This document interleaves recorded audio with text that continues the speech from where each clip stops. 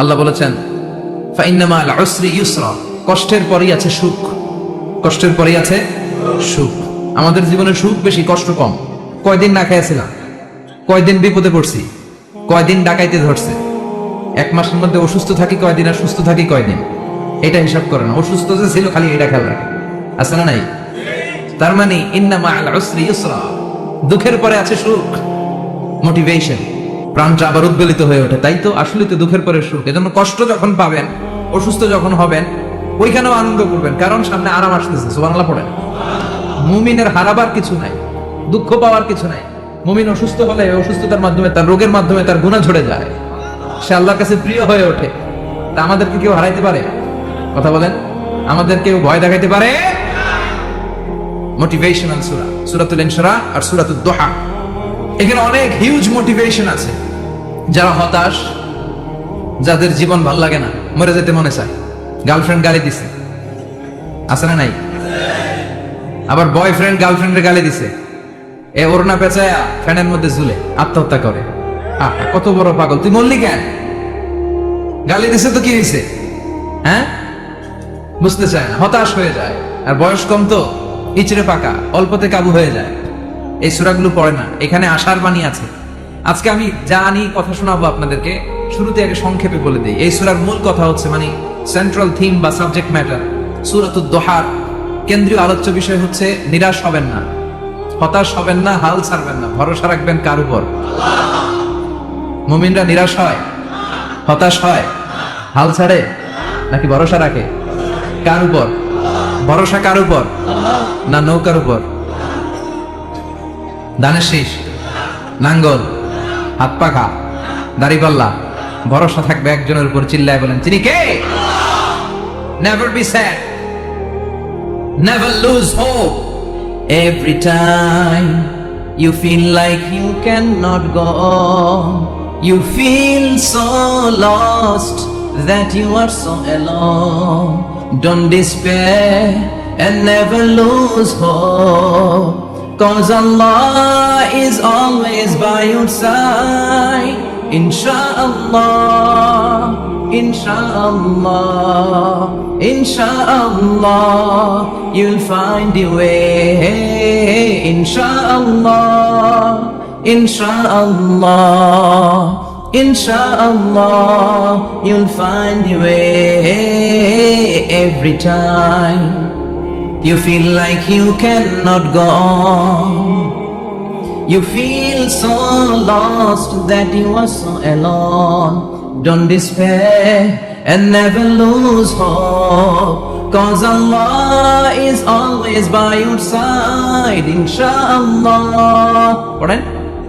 Insha'Allah, Insha'Allah, you'll find a way. Insha'Allah, Insha'Allah, Insha'Allah, you'll find a way. ঠিক কি না?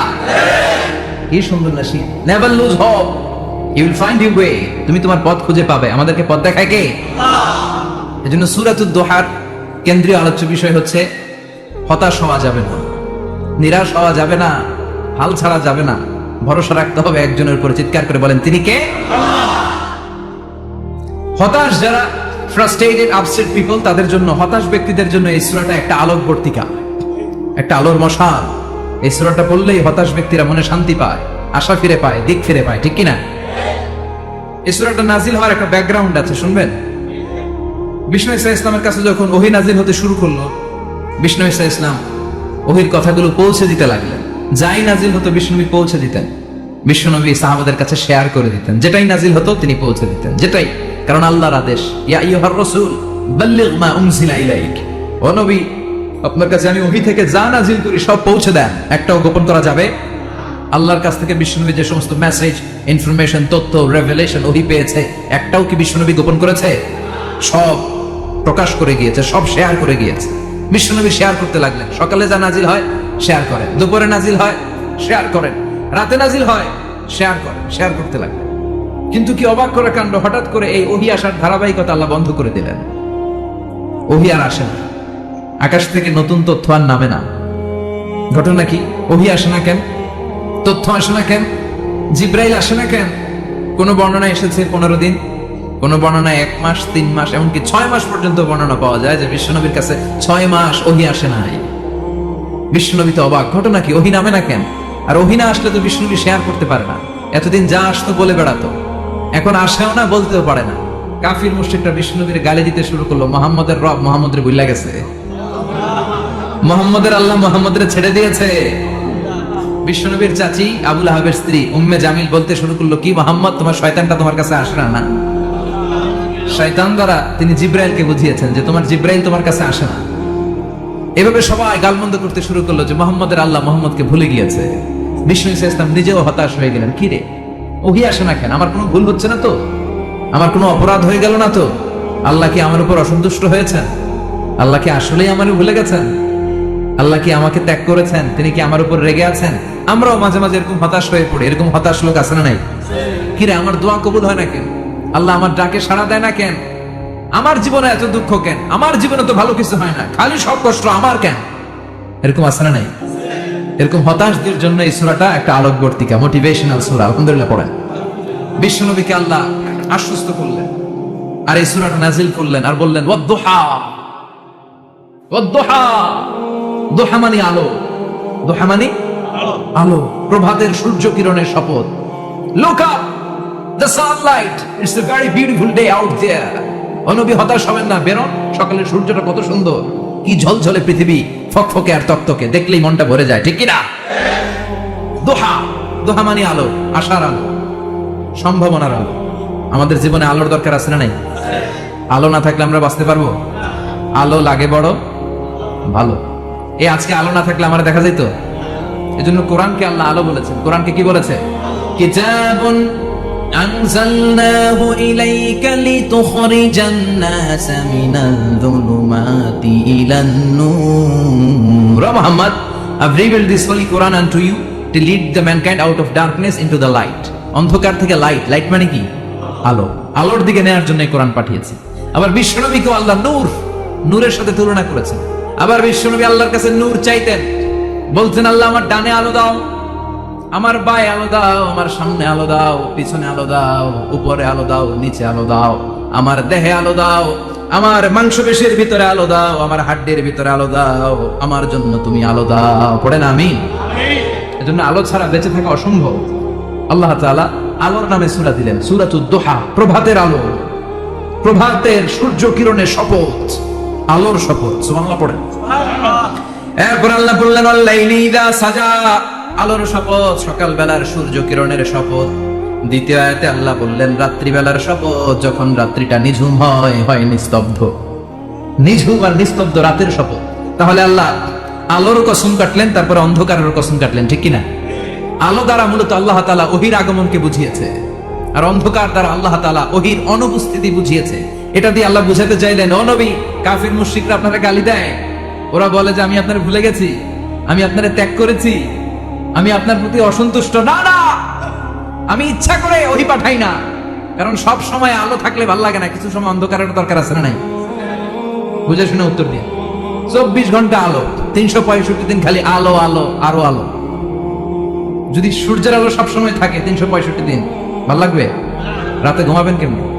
আবার সবসময় ঘুটঘুটে অন্ধকার, আলো নাই, ভাল লাগে? ক্ষেত খামারে চাষ করা লাগবে না, বাজারে যাওয়া লাগবে না। তার মানে আলোরও দরকার আছে, অন্ধকারেরও দরকার আছে। এটা দিয়ে আল্লাহ বুঝাতে চাইলেন, নবী, ওহী নাজিল করার জন্য দরকার আছে, মাঝে মাঝে ওহী বন্ধ রাখা আপনার বিশ্রাম দেওয়ার দরকার আছে। চিৎকার করে বলেন আল্লাহু আকবার।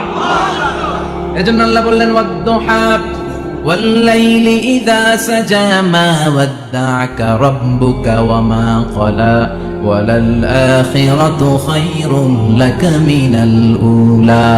সুবহানাল্লাহ পড়েন। ও নবী, প্রভাতের সূর্য কিরণের শপথ, নিঝুম নিস্তব্ধ রাত্রিবেলার শপথ, আলো আর অন্ধকারের শপথ করে আমি বললাম, আপনার প্রভু আপনারে ভুলে যায় নাই, আপনার উপর অসন্তুষ্ট হয় নাই। আমি আল্লাহ ইচ্ছা করে ওহী বন্ধ রেখেছি, কারণ ওহীর একটা পাওয়ার আছে। বারবার ওহী রিসিভ করলে আপনার স্নায়ু এটা সহ্য করতে পারবে না, আপনার দেহ এটারে বরদাস্ত করতে পারবে না। নবী, আমি আপনার প্রতি এত রহম দিল, এত ভালোবাসি, বারবার ওহী নিতে নিতে আপনার যে কষ্ট হয়, এই কষ্টটা আমার আল্লাহর সহ্য হয় না। এজন্য আমি আল্লাহ ইচ্ছা করে কিছুদিন ওহী বন্ধ রাখছি। সুবহানাল্লাহ পড়েন। তার মানে এই নয় যে আমি আপনার ভুলে গিয়েছি, আমি আপনারা ছেড়ে দিয়েছি। আরে নবী, আমি তো আমার নামের সাথে আপনার নামকে জুড়ে দিয়েছি। লা ইলাহা ইল্লাল্লাহ মুহাম্মাদুর, যেখানে আমার আল্লাহর নাম সেখানে বিশ্ব নবীর নাম আছে না নাই? আযান যখন দেই আল্লাহু আকবারের পরে বিশ্ব নবীর নাম আছে না নাই? একামতে আছে না নাই? আবার আল্লাহর জন্য যখন সালাত আদায় করি শেষ বৈঠকে বিশ্ব নবীর উপর দুরূদ আছে না নাই? ওয়া রাফা'না লাকা যিকরাক, ও নবী আপনার নামকে আমি অনেক উপরে তুলে ধরেছি। আমার নাম যেখানে আপনার নাম ওইখানে, গোটা বিশ্বব্যাপী আপনার নাম ছড়ায় যাবে। ওরা আপনারে গালি দেয় কবি বলে, ওরা গালি দেয় গণক বলে, ওরা বলে আপনি আফতার লেস কাটা। আসলে যারা আপনারে গালি দেয় ওরাই লেস কাটা। ওরা আপনারে বলে আপনি নির্বংশ, আপনার ছেলেগুলো বেঁচে নাই, মেয়ে বেঁচে আছে, আপনার নাম নেয়ার কেউ থাকবে না। ওই আবু জাহেল, উতবা, সাইবা, ওদের নাম নেয়ার কেউ থাকবে না। আপনি লেস কাটা নন, আপনি নির্বংশ নন। ইন্না শানিয়াকা, চিল্লায় বলেন ইন্না শানিয়াকা। যারা আপনারা গালি দেয়, যারা আপনারা নিয়ে কটু কথা বলে, ওরাই লেস কাটা, ওরাই নির্বংশ। ওদের বংশকে আমি আল্লাহই নির্বংশ করে ছাড়ি। চিল্লায় বলেন ঠিক কি না? ও নবী, মা ওয়াদ্দাআকা রাব্বুকা ওয়া মা ক্বালা, আপনার রব আপনারে পরিত্যাগ করে নাই, আপনারে ভুলে যায় নাই, আপনারে ছেড়ে দেয় নাই। আপনার রব ইচ্ছা করেই ওহী নাজিল বন্ধ করে রেখেছে। আমি ইচ্ছা করেই আপনারে প্রেসার দিতে চাই নাই গো নবী, কারণ ওহী রিসিভ করা অনেক কঠিন। এটা আস্তে আস্তে আপনি অভ্যস্ত হবেন। সুবহানাল্লাহ পড়েন। ওহীর একটা পাওয়ার আছে না নাই? আমরা তো কি মজায় মজায় কোরআন পাইছি। এই যে কি সুন্দর কোরআন নিয়ে বসে পড়ি, তাফসীর করি, কি মজার কোরআন। আহা, এই কোরআনটা রিসিভ করতে যে বিশ্বনবীর কত কষ্ট হয়েছে। এই কোরআনকে আল্লাহ বলেছেন এটা কাওলান সাকিলা, very heavy and weighty word. এটা অনেক ওজনওয়ালা কথা। ইন্না সানুলকি আলাইকা কাওলান, এটার অনেক ওজন। এই কোরআনটা যদি পাহাড়ের উপরে নাজিল করা হতো, পাহাড়গুলো দুমড়ে মুচড়ে ভেঙে টুকরো টুকরো হয়ে খান খান হয়ে যেত। ঠিক কি না? এত কঠিন বানিয়ে এটা। ও নবী, আমি আলোর সাথে ওহীর মিল ঘটিয়েছি, আলো দিয়ে ওহীকে বুঝিয়েছি। সূর্যের যেমনি কিরণ আছে, তেজ আছে, এই ওহীরও একটা তেজ আছে। এই তেজ, এই কিরণ আপনি সব সময় সহ্য করতে পারবেন না। এজন্য আমি ইচ্ছা করে কিছুদিন ওহী নাজিল করা বন্ধ করে রেখেছি। সুবহানাল্লাহ পড়েন। ইচ্ছে করে আমি নাজিল করি নাই। সব সময় নাজিল হলে আপনার ভালো লাগতো না। বুখারীর বর্ণনা, আয়েশা বলতেন শীতের রাতে, কনকনে মাঘ মাসের শীতের রাতে যখন বিশ্বনবীর উপর কোরআনের আয়াত নাজিল হতো, বিশ্বনবী ঘেমে ঘেমে একাকার হয়ে যেতেন। হাত্তা লা ইয়াতাফাসসাদু জাবিনুহু আরাকান, বিশ্বনবীর দাড়ি আর থুতনি বেয়ে ঝরঝর করে পানি পড়তো। আমরা কম্বল গায়ে দিয়ে থাকি আর বিশ্বনবী ঘামে। সুবহানাল্লাহ কইবেন না? এটা কাওলান সাকিলা, অনেক ওজনওয়ালা কথা। আবার বিশ্বনবী যখন ওটের উপরে বসে থাকা অবস্থায় কোরআনের আয়াত নাজিল হতো, ওটের বুকটা মুহূর্তের মধ্যে বালুর মধ্যে, জমিনের মধ্যে লেগে যেত। ঘোড়ায় চড়া অবস্থায় বিশ্বনবীর কাছে যখন কোরআন নাজিল হতো, ঘোড়ার পা গুলো মরুভূমির বালুতে দেবে যেত। মাঝে মাঝে বিশ্বনবী সাহাবাদের রানের উপরে, পায়ের উপরে মাথা দিয়ে শুয়ে পড়তেন, ক্লান্ত শ্রান্ত। যায়েদ বিন হারেসা, বিশ্বনবীর পালক পুত্র, তার পায়ের উপরে মাথা রেখে বিশ্বনবী একবার কথা বলতে বলতে ঘুমিয়ে পড়লেন। ঘন্টাখানিক ঘুমালেন। যায়েদ বিন হারেসা বলে, আমার কাছে তেমন কোনো কষ্টই হচ্ছে না, বিশ্বনবীর মাথাটা খুব বেশি ওজন মনে হচ্ছে না। ঘন্টাখানিক পর বিশ্বনবী চোখ খুললেন, আর খোলা মাত্রই ওনার উপর ওহী কোরআনের আয়াত নাজিল করতে শুরু করলো। কে?